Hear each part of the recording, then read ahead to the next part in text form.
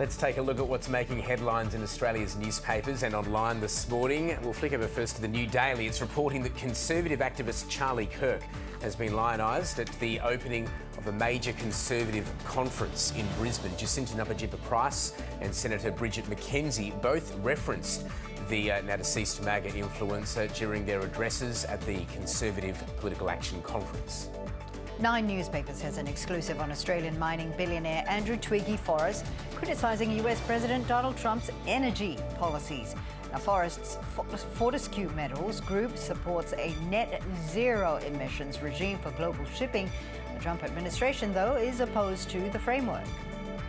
And The Guardian's reporting that Ukrainian President Volodymyr Zelensky will urge US President Donald Trump to impose sanctions on Russia. The counterparts will meet at the United Nations in New York soon. President Trump has repeatedly threatened to take action against Russia, but is yet to follow through. For more on that and a few other stories making headlines today, we're joined this morning by former diplomat Ian Kemish. Ian, a very good morning. Thanks for being with us. Morning to you, Fauziah and Tom. How are you? Well, thank you. Well, let's take a look at that Guardian article. Obviously, a lot going on the world stage at the moment with the United Nations General Assembly getting underway in New York. This takes a look at a few things, I guess. Volodymyr Zelensky preparing for a meeting with Donald Trump, but also how Europeans are shaping up in response to Russian airspace violations as well. Yeah, that's right. Zelensky's preparing for this meeting with Trump, and he's sounding increasingly frustrated with his allies. He's expressing that frustration in a clever way, I think.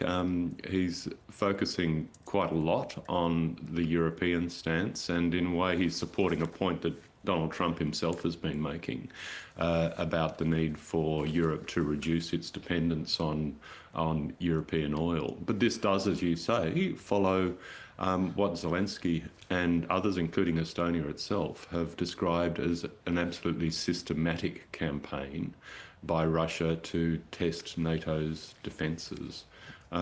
This is a period of quite serious escalation, I think.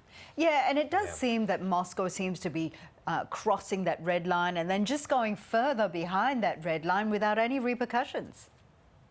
Yeah, and we'll just have to see how strong Europe's resolve is in response to all of this. We have seen fighters scrambled, we have seen a level of response.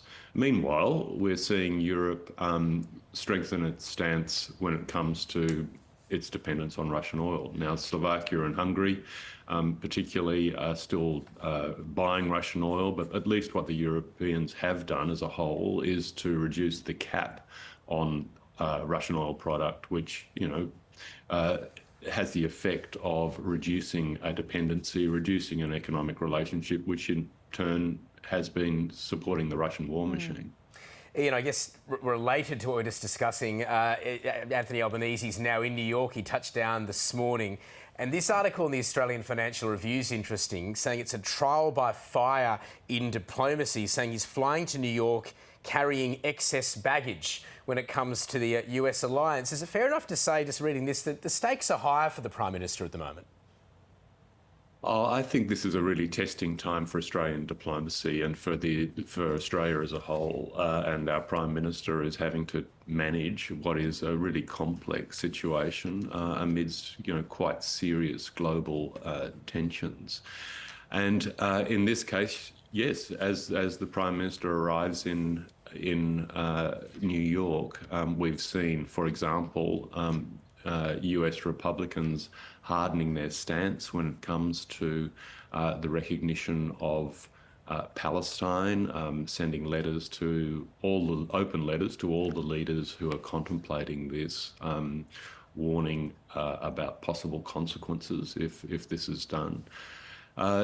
And this is just at a moment when, among other things, the Prime Minister is looking to attend, along with various other leaders, a two-state solution a conference rather focused on the two-state solution in New York. So, the Prime Minister will be wanting to project and make decisions on principle while also managing a really important partnership with AUKUS at its centre with the United States. This is not a simple situation to manage for any leader. No, not at all. And he will definitely be under the spotlight there. We want to move on to this other story from the Australian, and I like this headline, Albanese's deal or no deal, Pacific dilemma, talking about Australia's relationships in the Pacific, particularly the PNG. Of course, we're waiting on that defence treaty to be signed between the two countries. We know that you're a former High Commissioner in the Papua New Guinea. What is your take on the hesitancy by PNG? I think it's becoming increasingly apparent, Fauziah, that this was not just a matter of logistics and a failure to bring together a quorum of the Papua New Guinea cabinet. I think maybe those factors were very much part of it, but there does appear to be a hesitancy on the part of some. I don't think there's any hesitancy on the part of the Prime Minister or some key ministers in Papua New Guinea, but a hesitancy on the part of some. And the problem with the situation is that as the delay extends, there's more room and scope for people to share their reservations, and we've seen quite a bit of reservation expressed by the Papua New Guinean public, or at least some members of it, in social media in recent times. There are some quite sort of serious, broader questions when you take a step back and think about the Pacific as a whole, because of course we've seen hesitancy on Vanuatu's part in the last week or so as well to sign a similar agreement. Is this drift, or is this actually a reassertion of sovereignty, or at least a sensitivity about sovereignty on the part of some of these Pacific nations? Is there a limit to this kind of Australian approach to regional security?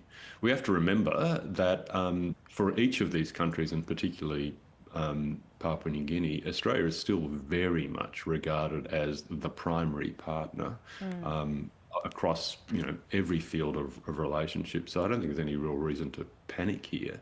It's more about focusing in on what the right approach for the period ahead is in engagement with the Pacific. I'm not saying for a moment that Australia has or should give up on the agreements that are at play currently, but there is a moment of reflection, I think, that's probably required on how we continue to strengthen our already quite strong position in the Pacific.